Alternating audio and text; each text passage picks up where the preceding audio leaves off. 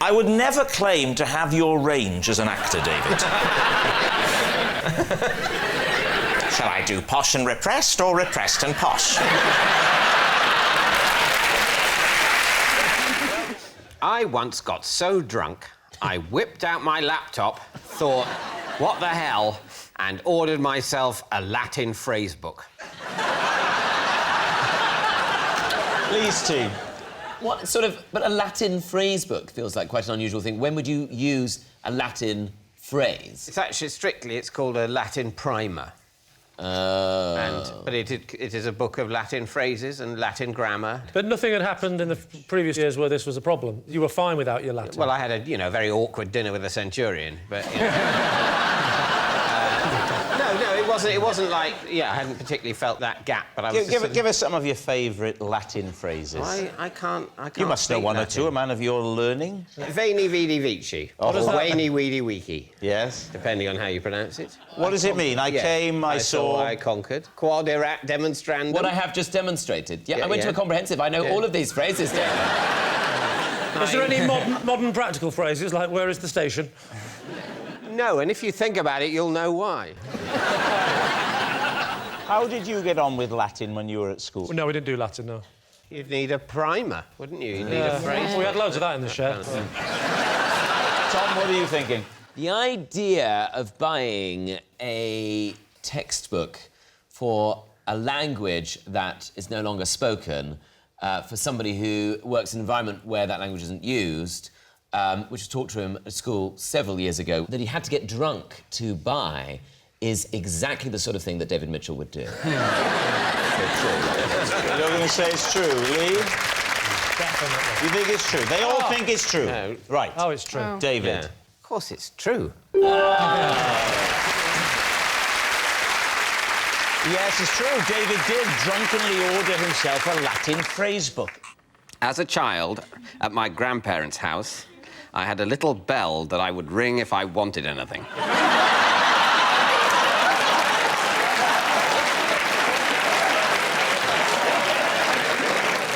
Lee. Why did you have a bell? Well, there was a bell. It was a pre-existent bell. There was a bell in the house, and I liked it. Only at the grandparents' house? Yes. Not at home? Because your No. parents No. didn't play that shit. At home, you just sort of went... And... So how old were you? About 6. What were the things you wanted when you rang the bell? More chips. A glass of orange squash. Sense of purpose in life. Was it both grandmother and grandfather that would come and wait on you hand and foot, or was it just one or the other? I was a small child. I was indulged to a certain extent, but then also to a certain extent there was, can you actually just stop ringing your bell now? OK. So, Lee's team, what do you think? The parents could easily have had a bell, and the little brat could have just... I liked the bell. I liked ringing the bell. He liked ringing the bell. Is it true or is it a lie? Reginald, delicious hunter. Well, sausage roll, I believe that there's a simplicity to the story that rings true. I'll go with that. Go on, then. We'll say that that's true. You're saying it's true. David, is it true or is it a lie? Well, it is, in fact, true.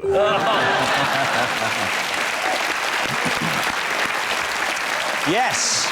Yes, it's true. As a child, David's grandparents' house did have a little bell that he would ring if he wanted anything. Ding-a-ling. Could I have a posher upbringing, please? That's a remarkable impression, because it has the advantage of also sounding quite a lot like Ken Livingstone. I thought that as I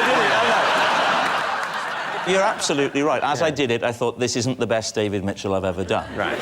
If it was going to be one of the good David Mitchells, it'd be a bit more like this. I don't know why anybody would think I would do that. Why would they think that? And I'll tell you another thing.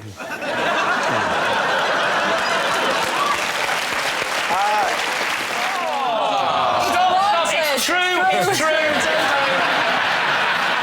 Move on. You don't even need to hear it.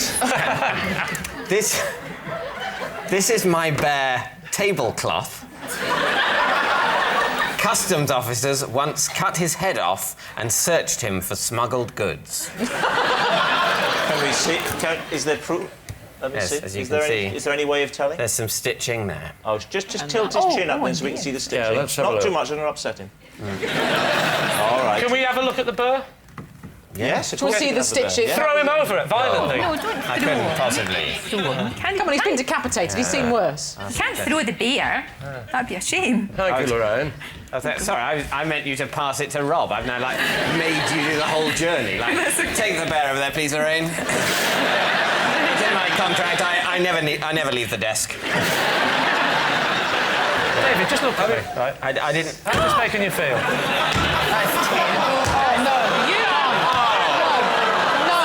That's really terrible. Isn't it awful? How he feels. Really is. He's had his head cut off and his sting ripped off, but how can that possibly upset him? Dave, why did you call this bear Tablecloth? Yes. Because when I was very little, he had a little jacket made out of a tablecloth. So If this turns out to be a lie, you are a shameless little light entertainer. Coming from you, Lee, that is a compliment. Where was the customs? Where are we going from or to? Or? We were going back from Minorca. What did they say they were looking for? I imagine it was a sort of a spot check. did you see them carving the head off? Was it happening in front of you on the table, on the... No, I'm glad to say I was shielded from that moment. David, I'm going off this story. You heartless bastard. Sorry, Tablecloth. What? Do it to him. Yeah, Smash his face Give on me the bear. Oh, I'm taking the bear into care. You're about to do an appeal. was there any reason why they didn't check the arms and legs? I don't know. I should have asked them to. I should have said, call that thorough. What's that? I've done this before. What's that you say? You say it's time for Lee's team to take a guess? All right. What do you think? Maybe he's in denial, and the truth is he, as an adult, was searched for drugs, and he's so traumatised by what they did to him. Yeah. He's had to create a teddy bear and put it all onto him. Show us on the teddy bear what they did to the customer. Show us on the teddy bear where they've shoved their fist. I just... That's why the bear's hands are like that. OK, we're going to say lie, are we, Sue? I think so. Lie. I think OK. so. I don't think I can argue Lie. with that. So lie. OK, David. Well, it is a lie.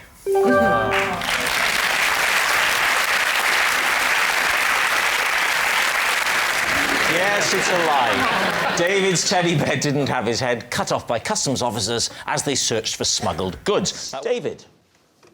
To keep things exciting at home, every time I fill our tin with normal tea bags, I slip in one Earl Grey, knowing it could surprise me at any time. Please, Steve. Oh, it's for your own interest, not for the surprise of your wife. Well, it could. I mean, she could be surprised by it also. Do you put a normal tea bag in with the Earl Grey and let it brew, or is it in the... No, it's in the tin of tea in the bags. tin? I OK. fill the tin of tea bags with normal tea bags, but with one Earl Grey tea bag in the mix. Give it a little bit of a... This is David's version of There an we go. adrenaline sport. It's not for the flavour. Oh. It's for the surprise element. Just that's it? Yeah, It's as dull as it sounds. That's it. What you've got to remember is I'm quite an uninteresting person, and I've been doing this programme since 2006. So, you know, this is all we've got now. Now, the question is when you yeah. sip it and it's Earl Grey, Yeah. is it a pleasant surprise or damn? Because you obviously don't like it, otherwise you'd be drinking No, it all. absolutely. Do you know what I think overall, and I'm sorry to make this even more boring than it is already, but overall... Is it possible? Overall, it is a neutral experience because I don't like the Earl Grey tea as much, and yet the surprise element brings it up to the same level as a normal cup of tea. 80 bags, box of Earl Grey. You could probably work it out, Lee. Is that 80 weeks that you'll have to have that box of Earl Grey? How many cups of tea are you drinking a day? Oh, I mean, loads. 5 to 8. So, so he's getting through a box of tea bags every 10 days. Every 10 days. Takes a long time to get through a box of Earl Grey, although sometimes... The Earl Grey's, hang on, the Earl Grey's almost 3 years old. By the time you've got to the last Earl Grey. And at no point, when you put when you get after... You're interested now, aren't you? The sheer age of it. I'm interested because... old, David. Because at the end, when you put your last Earl Grey in, and that box is empty, where most normal people would then go, that's probably enough. You'll go, I think I'll go again. For a whole new 3-year cycle. It's a 3-year commitment each time. The thing you have to remember, sometimes people come round to the house, and if you could believe that, you'll believe anything. But they don't ever leave. And ask for Earl Grey. Yeah, then I'm just willing to take one from the Earl Grey box. But what if you've run out and it was your final one in the thing? You're like, oh my God! It's disaster. It's never happened. But obviously, what a frantic and exciting scene. You say you're welcome to an Earl Grey, but you may have to have 80. You must have 80 cups of tea to find it. No, you're not going to. They're tied to the radiator in the cellar. Let us go!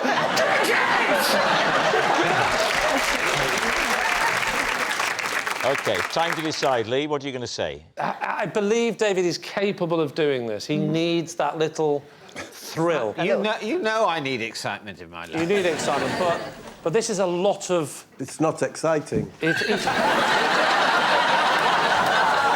you're saying it's a lie. David? It was, in fact, a lie.